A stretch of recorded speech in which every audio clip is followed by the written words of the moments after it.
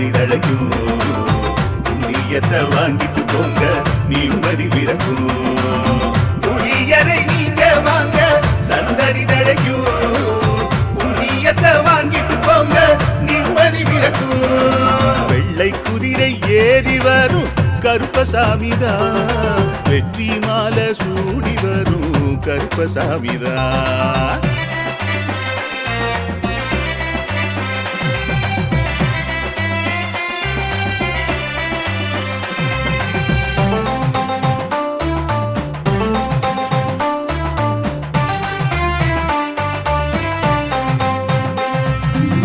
ராமரோட பரம்பரை தானே புளியரை கருப்பசாமி ஐயப்பசாமி சித்தரோட அருள் வாக்கு.